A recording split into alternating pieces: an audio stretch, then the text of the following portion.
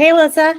Hey, Erin, it's nice to meet you. Yeah, you too. You too. So I love this, meeting each other for the first time on a call like this, video call, and talking to you about what I do and vice versa, and hopefully spreading the word about what we do. So I'll just jump right in. Let's do it. So I own Seacoast Listening Lounge. It's a professional listening service and vent space for women, vent, not event, space for women who are just looking to share their story in a safe and confidential space without judgment. It's not therapy. I'm not a therapist. It's not a place where you're going to get a treatment plan. The question I get a lot from people is, well, wait, so you literally just listen? Yeah, sometimes I do. Sometimes that's all I do. People are like, can you just listen? Sure. And other times I will talk back, but only if people ask me to do that. And I think a lot of people wonder if a lot of people just ask me to listen, and the answer is yes. But kind of my journey, what got me to this idea was my background's in legal work. I worked for legal assistants for almost 17 years. I'm a paralegal. I ended up directing the domestic violence advocacy project there. So for almost 17 years, I worked very closely with victims and survivors of domestic violence, sexual assault, and stalking in their high lethality, divorce, and parenting and protective order cases. So my training is in trauma-informed advocacy and empathetic listening. And one thing that my clients, in addition to the horrific abuse that they would tell me about, they would say, Erin, nobody's listening to me. Like, nobody's hearing me. I'm telling my story. It's not like I'm even keeping it in. I'm telling my story and nobody is listening to me. And that really resonated with me. I'm a survivor myself. I know that feeling of not having a space to process and talk about what's going on. And last summer I was on a beach with my husband and I was just kind of feeling frustrated. I had gone through a divorce kind of like pre-COVID, and I didn't tell my friends about it at all because I didn't want to hear the judgment. Their kids were friends with my kids and I didn't want to reflect back on them. So literally I tell everyone the U-Haul was pulling up and stuff was going into it, and that's what we found out.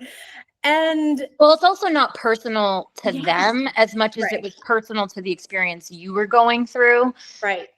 Yeah. And how to continue to protect yourself and again, your kids. And it's very complicated. Relationships are very complicated. And so you're doing the best you can. And so exactly. And I didn't, there's certain things that you don't always want to share, because what happens if you don't go through with it, right? If you don't get divorced or you stay, but you told them all the things that were happening, and then they hate him, or, it just throws everything off. And I had made the decision, and I didn't want to be put in a position where I felt like I was questioning that again, or I was doing something wrong. So I was really frustrated because I didn't have anyone to talk to about it. And I had done therapy. I'm very pro therapy, but I just need to let it out and kind of move on. Yes. And so I was frustrated that there wasn't a space like that available. So I said to my husband, I'm remarried. I said to my husband, I think I'm going to do this thing where, I listen to women. He's like, what? He's like, I don't know if that's a thing. And I said, well, I'm going to make it a thing. So I made it a thing, and I've been in business for almost a year now, and it's been a journey, and it's so awesome. A lot of fun. Yeah. And I'm sure a learning curve, right? Starting your own business is a learning curve. And I'm sure that there's little things popping up here and there that you're like, oh, didn't expect that one, or, oh, didn't know what I'm doing here. But that's one of the things that I just also think it's really brave of what you're doing. You're giving women a space to feel their feelings. There's no labels on what I really like. I'm just meeting you for the first time today, but from afar, from your Instagram posts and from just what I'm seeing, the content that you're putting out there is that this is a space for women to come, to not feel judged, to not have a label. Confidentiality is key here.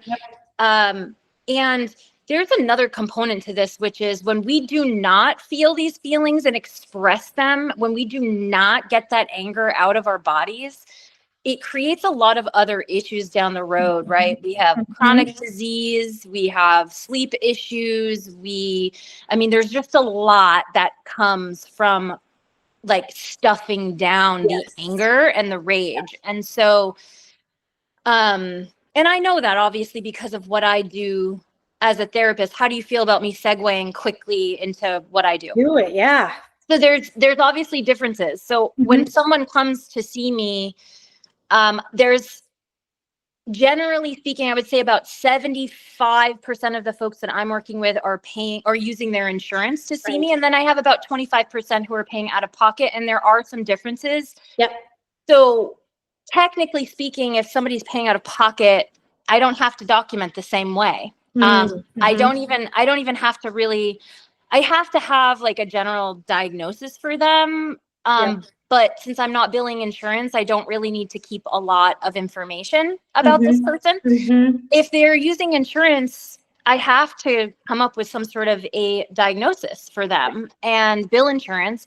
Insurance gets to decide how many sessions they have with me, how long those sessions can be. They also require, again, a diagnosis. Right. I have to keep up with all sorts of assessments and safety planning, and there's all sorts of things involved in that.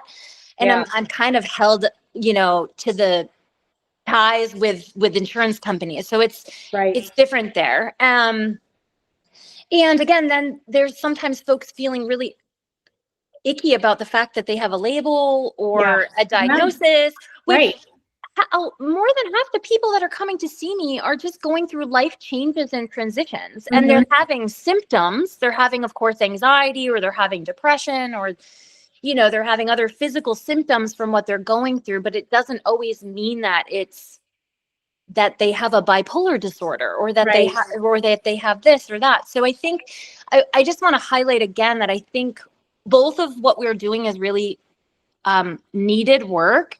They're slightly different. When people are coming to see me, they're also likely we're getting into sometimes of the depths of trauma. Sometimes people are seeing me for years. When people are coming to see you, there's no commitment. It's like, I have a bad day and I just need to vent, but you're not going to, but I don't have to come back if I don't want to, or there's, like you said, there's no treatment plan. It's just sort of like, okay. But a lot of the people that are coming to me, there's like a real significant issue that we're getting to the roots of. And we're trying to chip away little by little at behavior change, boundaries, getting their health in check, visiting some trauma stuff, some family dysfunction stuff. There's a lot.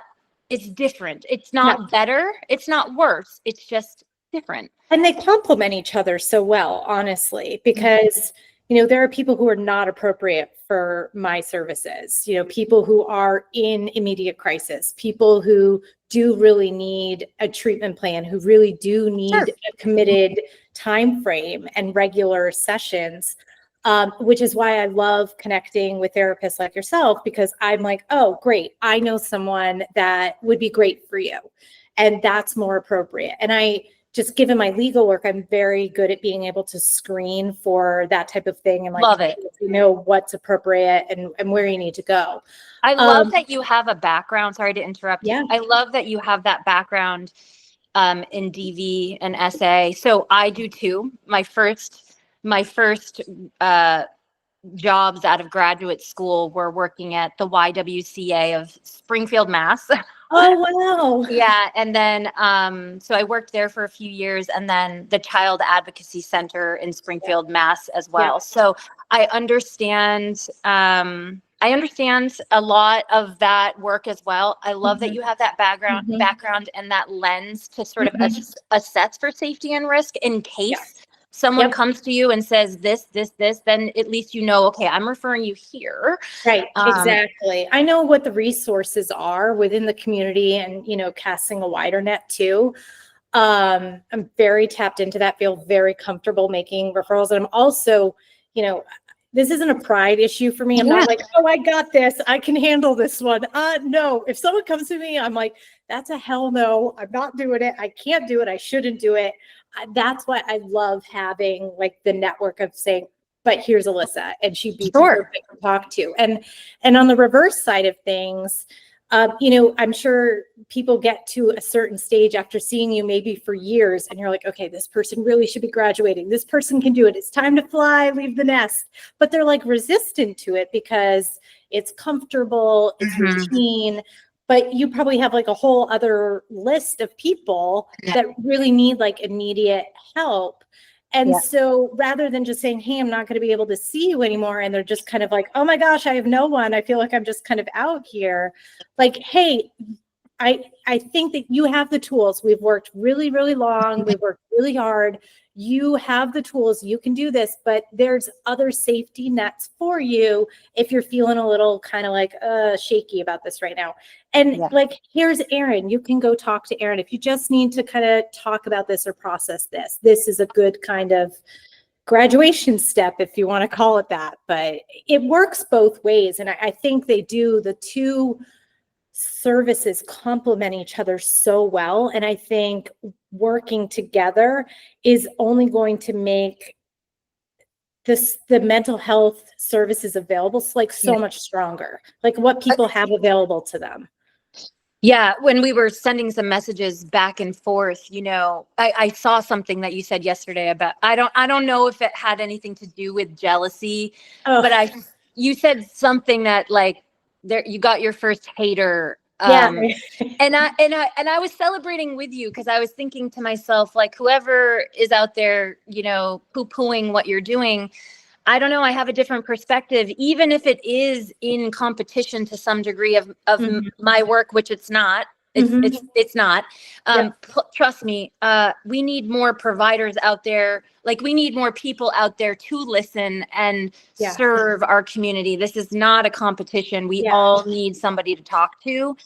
Thank you for doing that. Yeah, like, no, we there's plenty of room at the table for all of us to have a space to talk and to vent and to talk about our lives. So I don't feel threatened by what you're doing in the least bit. And I feel, if anything, I want to find a way to make sure that I'm sending some people your way that I think would be a great fit, because we do have a lot of anger. We have a right to have a lot of anger as women. Some of the things that are going on in our lives and in our world, parenting is not easy. Relationships are not easy. Friendships are not easy. Midlife in general is not easy. So All of that. Yeah, it's hard. It's so hard. And so, I just think what I was drawn to want to talk to you. I was drawn to want to connect and just share some level of what the differences are between what we do, but to know that not one is better than the other, and both needed. Yeah, I 100% agree with you. I don't see it in any way as competition. Actually, that was like my biggest fear when I started the business, was like, I don't want to piss therapists off, psychologists off. I don't want to piss anyone off. But I was like, but it's different. But I keep saying complementary because it is. Like, the two services can work so well together, and it just makes sense to me. And there are so many people that are looking for good people to listen to them, but they need different things, and listening for people is different. And for some people, they really, really need a therapist. That's the appropriate place for them. Other people, they're like, I had a crappy day and I'll be okay, but I need to just let Get this it out and move on with my day. I love it. And that's it. I love it. And they can come back when they want to come back. Or if they're like, hey, I maybe they did have a vent session or a listening session with me, and they're like, wow, you know what? I really think that I need therapy. Like, that's a good place for them to identify that as well. Yeah. I'm curious, where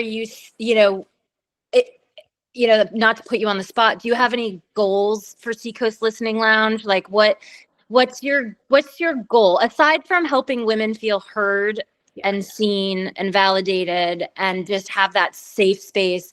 What, like, do you have a future goal at all of what you're hoping for? And you don't have to answer that. I'm totally putting you on the spot. Someone had posted on LinkedIn, comment in one of my posts about, they're like, oh my gosh, are you kidding? There are gyms on every single corner. If you go into a city, there are gyms on every single corner. There needs to be a listening lounge on every single corner. Like, people could just walk in on their way to work and be like, oh my God, this thing happened to me this morning and I need to go to work because I have a huge meeting, blah. And then they're out the door. And I'm like, yeah, that would be amazing. Like, I want to expand. I'm working with professionals like lawyers and realtors and people who are providing a service, but they're finding it difficult to be efficient in their job because their clients are just kind of dumping on them. And they're like, look, I have to charge you for this and I don't want to charge you for this, but I just need to do the job that you hired me to do. So working with professionals in those types of fields to be able to kind of be a warm handoff for those clients, and you keeping up the individual work, doing more group work. But yeah, ideally, I would love to see more Seacoast Listening Lounges.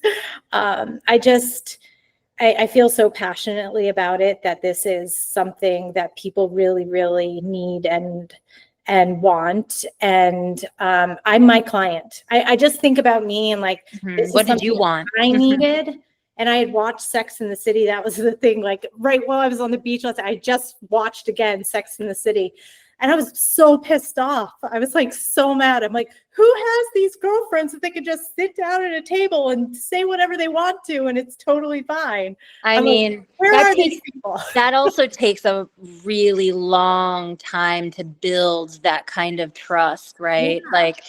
So yeah, that's hard. Women groups are a whole different beast. Yeah, totally. But yeah, workshops, classes, but being very true to what my original mission was, and making sure I kind of stay aligned with that along the way. But I have big dreams. I love that, Erin. That's so great. Cool. Yeah. Well, this was awesome. Thank you so much. I know how busy you are and you're on your lunch break. So I am.